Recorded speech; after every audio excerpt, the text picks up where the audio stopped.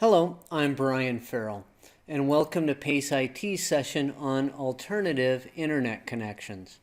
Today we're going to be talking about cellular internet connections, WiMAX internet connections, and then we will conclude with satellite internet connections.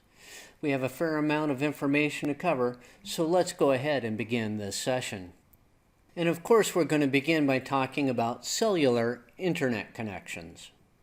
So let's start by talking about the evolution of cellular networking.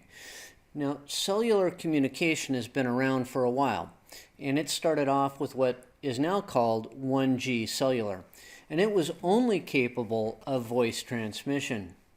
The first type of data communication beyond voice occurred with the implementation of second generation cellular, and that added simple data transmission capability, specifically text.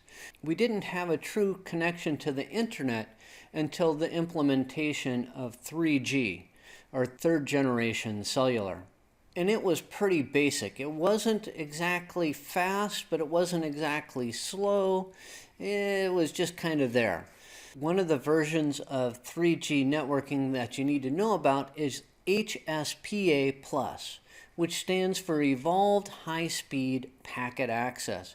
And it was a stopgap measure between 3G and 4G. It has download speeds of 3 to 4 megabits per second with an upload speed of 1 to 2 megabits per second, depending upon how far away you are from the cell tower. And then along comes 4G. Well, 4G is still an emerging technology. It currently consists of LTE and WiMAX. LTE stands for long-term evolution, and it uses an all IP-based core with high data rates, well, at least reasonably high. It is compatible with 3G, so it is backward compatible, and it is compatible with WiMAX. And LTE has download speeds of 7 to 12 megabits per second with upload speeds of 3 to 5 megabits per second, a whole lot faster than HSPA+, but still not as fast as a wired connection to the internet. Now, some of the things that you need to consider about cellular networking is, first off, cellular connections can be intercepted. They are susceptible to a man-in-the-middle attack. That's because you're transmitting and receiving from cell towers to your cell phone, and anybody with the proper equipment can intercept those packets. They may not be able to read them, but they can be intercepted. Also, using the cellular system for internet access usually involves having to purchase an additional data plan. Now, this adds an additional cost to owning a cell phone. Also, be aware that it can be easy to exceed data plan limits, therefore costing you even more money. Now let's move on to WiMAX internet connections. WiMAX actually stands for Worldwide Interoperability for Microwave Access. Now, this is a technology that uses microwave transmissions for networking. The microwave stations must have a line of sight between them in order for the connections to be made. It is usually deployed at the metropolitan area network, the MAN level, not at the wide area network level, or at the local area network level, LAN. You won't really find WiMAX at the LAN or the WAN, but you will find it at the MAN level. It was initially developed as a last mile alternative for situations where DSL or cable were not available. It offers download speeds of 5 to 6 megabits per second with upload speeds of 2 to 3 megabits per second, so fairly comparable with LTE. Many municipalities are currently exploring the possibility of developing their WiMAX coverage to offer free or inexpensive internet connections for their citizens.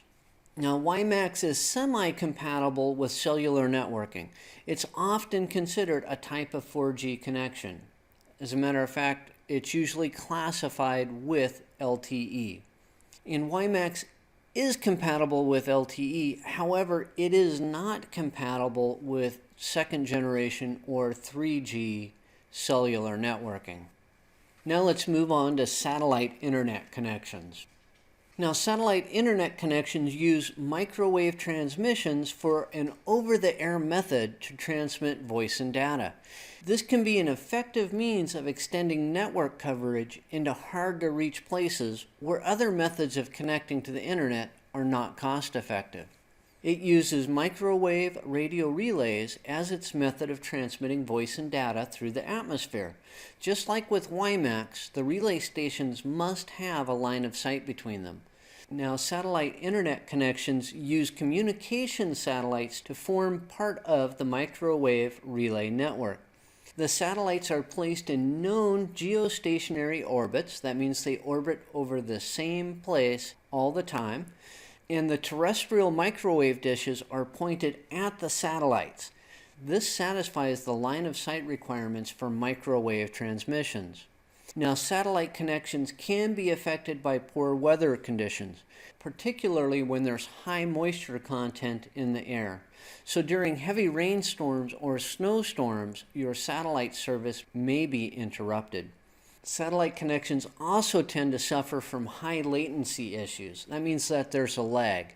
The signal needs to travel from the terrestrial satellite dish up to the satellite, which is typically over 22,000 miles above the Earth, and then back down to its destination. For you to receive the response, then you have it coming back in the reverse order, and that's why there tends to be a latency issue. But if your only option is satellite or nothing, guess what? Satellite works awesome. Now that concludes this session on alternative internet connections. We talked about cellular internet connections, then we moved on to WiMAX internet connections, and we concluded with a brief discussion on satellite internet connections. Now, on behalf of PACE IT, thank you for watching this session, and I'm looking forward to doing another one.